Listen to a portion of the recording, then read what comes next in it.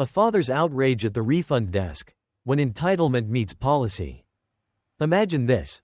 You're standing in line at a busy office, waiting for assistance, when suddenly a man bursts in, fuming with anger, demanding money. His voice echoes through the small space, and everyone around stops what they're doing, eyes widening as they take in the scene. This is not your usual refund inquiry. This was about Disney World, unmet expectations, and a man who thought the rules just didn't apply to him. This story begins in a small financial aid office at a private university, a place usually busy with students filling out paperwork, discussing tuition, or figuring out how to navigate their way through the maze that is financial aid. On this particular day, I was working as an assistant in the office. It was my job to help students with their FAFSA applications, guide them through different scholarships, and answer questions about their financial aid packages. It was challenging work, and I took it seriously. The rules and policies around financial aid were rigid for a reason. We were, after all, dealing with government money, and that meant the guidelines were strict. One mistake, one misplaced dollar, could lead to a whole mess of complications. It was late afternoon when the door swung open, and in walked a man and his daughter. I noticed him right away. He had a kind of energy that seemed to take up the entire room. He walked straight to the front counter, bypassing the line entirely. His face was flushed, and his voice was loud as he demanded to speak with someone about his daughter's money. "Where is the person holding my kid's money hostage?" he practically shouted. The rest of the office went quiet. I could feel a sense of tension spread, the kind that makes your shoulders tighten without you realizing it. I greeted him politely, trying to gauge the situation. He was a big man, taller and broader than me, and his demeanor made me anxious. "Sir, I can see if anyone is available to help you," I said, but before I could finish, he started yelling again. "This is ridiculous. I want her money now." His voice was rising with each word, and I felt a wave of panic. I didn't know all the specifics of his situation, but I knew enough to know that financial aid refunds were not something you could just snap your fingers and get on demand. Just then, my boss, the assistant director of financial aid, stepped forward. She had this remarkable ability to keep calm in the face of chaos, something I greatly admired. She spoke firmly but respectfully. "How can I help you today, sir?" she asked, her voice measured. The man didn't seem to hear the calm in her tone. Instead, he launched into his complaints, his words almost spilling out over each other. "The refund for my kid was supposed to be here by Wednesday. It's not in her account. We need it for our trip. She's supposed to pay the deposit with that money." He gestured angrily toward his daughter, who stood behind him, looking embarrassed and unsure. The assistant director held up a hand, motioning for him to calm down. "Sir, please, I understand you're upset. Let me explain how refunds work. The money we process is strictly for educational expenses, tuition, books, housing. If you're using the money for anything outside of that, it's not allowed." Her voice was even, professional, but the father wasn't having any of it. "I don't care what your rules are. She needs that money for our trip," he shouted, turning to his daughter as if seeking her confirmation. She looked down, her face flushed with embarrassment. "Dad, I'm not going on a trip," she mumbled, barely audible, but the father ignored her. "You're going. We need that money for Disney World. We already planned it." He glared at the assistant director, as if challenging her to deny him again. I could see my boss take a deep breath, and I knew what was coming. She was going to stand her ground. "Sir," she said, her voice as firm as I'd ever heard it, "the money can only be used for educational expenses. If we're aware that you're using it for anything else, we legally cannot release it." The man looked stunned, as if he genuinely couldn't believe what he was hearing. His face grew redder, and he started shouting again, using words I won't repeat here. In that moment, I couldn't help but wonder what had led this man to feel so entitled. Was it just desperation? Was it arrogance? He seemed to truly believe that the rules didn't apply to him, that somehow, because he wanted to take his daughter to Disney World, the university was supposed to make that happen. It wasn't just the demand itself that struck me, it was the way he was doing it. With complete disregard for the policies that were in place. It reminded me of the many times I'd seen people try to bend the rules, assuming that their needs, their desires, were more important than the boundaries that existed for everyone else. I remember one particular story from my high school days. A similar but less intense version of this scene. A friend of mine, Mark, had signed up for an extracurricular program that had a strict attendance policy. To qualify for the final competition, you needed to attend at least 80% of the sessions. Mark had missed a bunch of them, mostly because he simply didn't feel like showing up. When it came time to discuss the list of those who would qualify, Mark went to the instructor and tried to argue his way into the competition. "I just need this one chance," he pleaded. He even tried to guilt-trip the instructor by talking about how his parents were looking forward to seeing him compete. The instructor held firm, much like my boss did in the office that day. "Mark, the rules apply to everyone. I can't make an exception for you just because you want it." Mark ended up leaving the office in a huff, upset at what he thought was an unfair decision. But it was a fair one. If rules are bent for one person, then what's the point of having them at all? Back in the financial aid office, I watched as the father continued to rage, his face turning almost purple with frustration. The assistant director maintained her calm demeanor, her voice unwavering as she explained, yet again, that there was nothing she could do. "The money is meant to support her education," she said. "It's not for vacations or trips. If you choose to spend it on something else, that's fraud, and we cannot support that." The father, upon hearing the word fraud, seemed to quiet down for a moment, as if considering the implications of what she had said. But then he erupted again, this time directing his fury at his daughter. "How could you let this happen? You promised." The girl looked devastated. She turned away, tears welling in her eyes. My heart went out to her. She was caught between doing what was right and being loyal to her father, who was obviously pushing her into something that wasn't just wrong, but illegal. The assistant director calmly advised them to call the billing department if they had any more questions. Without another word, the father stormed out of the office, his daughter trailing behind him, her face flushed with shame. The entire room seemed to breathe a collective sigh of relief when they left. I turned to my boss, who had finally allowed some of the tension to leave her own shoulders. "Are you okay?" I asked, genuinely concerned. She nodded, but I could tell the encounter had taken a toll on her. She was tough, but no one could just brush off an interaction like that without feeling something. "It's part of the job," she said, giving me a weak smile. "But man, some people just don't understand that rules exist for a reason."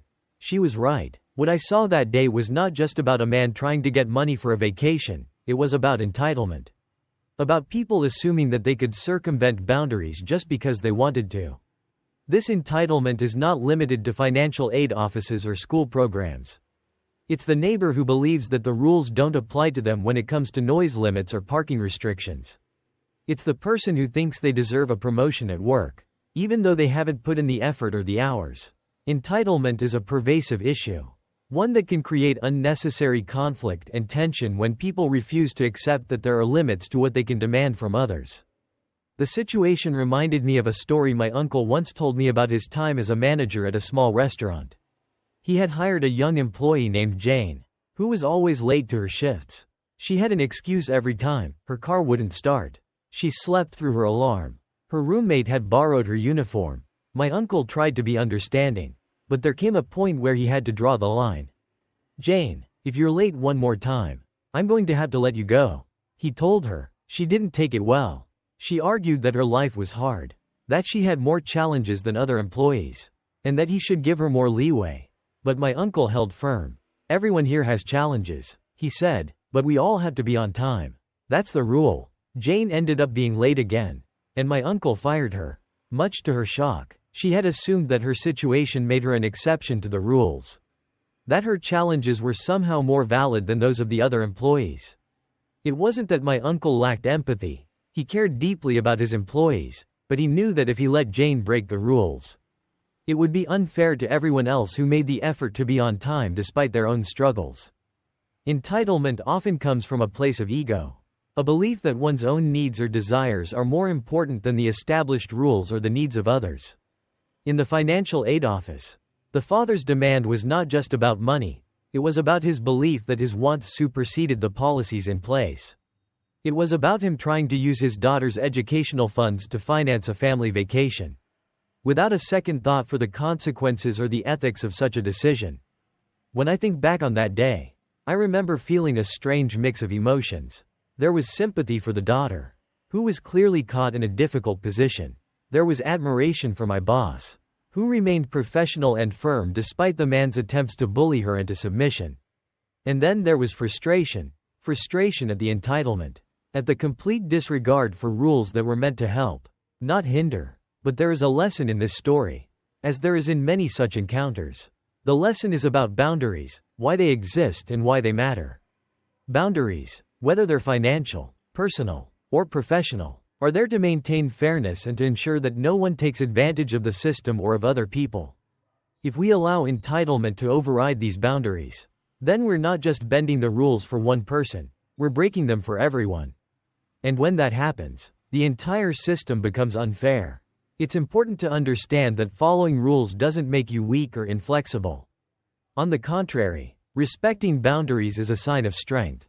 It shows that you understand the importance of fairness and that you're willing to uphold that fairness. Even if it means facing uncomfortable situations or difficult people, whether you're the one setting the boundaries or the one being asked to respect them. There's value in understanding why they're there. In our daily lives, we'll all encounter people like the father in the financial aid office or Jane at the restaurant. We'll meet individuals who believe that their needs are more important than the rules, who think they deserve special treatment, and who will push against boundaries to see if they can get what they want. And in those moments, it's up to us to decide how to respond. Will we give in to their demands, bending the rules to avoid conflict, or will we stand firm, understanding that the rules are there for a reason and that fairness matters? The assistant director at our office chose to stand firm, and I admired her for it. She could have easily given in, released the funds, and avoided the confrontation altogether. But she didn't. She knew that doing the right thing often means saying no, even when it's uncomfortable, even when someone is yelling in your face. And that's a lesson worth remembering. As the day came to a close, I thought about the father and his daughter. I wondered if, in the quiet moments after their argument, he realized the position he had put her in. I wondered if he understood the lesson he had taught her, not about the unfairness of rules, but about the importance of standing up for what's right, even when it's difficult. And I hoped that maybe, just maybe, he would take a step back and see the bigger picture. That entitlement doesn't get you what you want, it only leads to frustration, conflict, and, in the end, disappointment. So the next time you find yourself in a situation where someone is pushing against a boundary, whether it's a policy at work, a rule at school, or even a personal limit you set, remember this story. Remember that boundaries are there for a reason. They're not obstacles to be overcome. They're guidelines to help us all live more fairly and harmoniously. And when someone tries to tell you that the rules don't apply to them, stand your ground, because fairness, at the end of the day, is worth fighting for. Karen claims to be the owner's wife in my parents' restaurant and ends up embarrassing herself. Imagine walking into a bustling restaurant on a bright weekend afternoon, expecting nothing more than a decent meal and perhaps a little bit of indulgence. The atmosphere is filled with the comforting aroma of freshly cooked food, lively conversations, and the occasional clatter of cutlery. But what if, amidst all this pleasant hustle and bustle, someone decided to claim a role they had absolutely no right to? That's exactly where our story begins, with an entitled Karen, who decided she was going to be the wife of the owner of a small family-run restaurant called Joe's. The young narrator of this story, an 18-year-old who helps his parents at their quaint restaurant whenever he can, couldn't have imagined how the day was about to turn upside down. Joe's, named after his grandparents, was more than just a restaurant, it was a symbol of his family history. This day was like many others, busy and energetic, and, as usual, the narrator was working as both a server and a cashier, helping to make things run smoothly. It all started when Karen, a middle-aged woman with an unmistakably demanding air, walked in with her 13-year-old son. Now, this wasn't just any child, this kid was as unruly as they come. The kind of child who thinks it's perfectly fine to turn the restaurant into his personal playground. While the mother remained glued to her phone, her son began sprinting around, disturbing the other diners, even going as far as touching their food. As the narrator kept an eye on the situation, growing more frustrated, he finally decided to intervene. "Please stop running around," the narrator said, gripping the child gently by the arm but firmly enough to get his attention. And just like that, the drama began. The boy burst into tears, rushing back to his mother. who immediately stormed over, seething with anger. "How dare you touch my son?" she shouted, her voice rising above the clamor of the restaurant. The narrator tried to explain. "Ma'am, he was disturbing other customers and touching their food."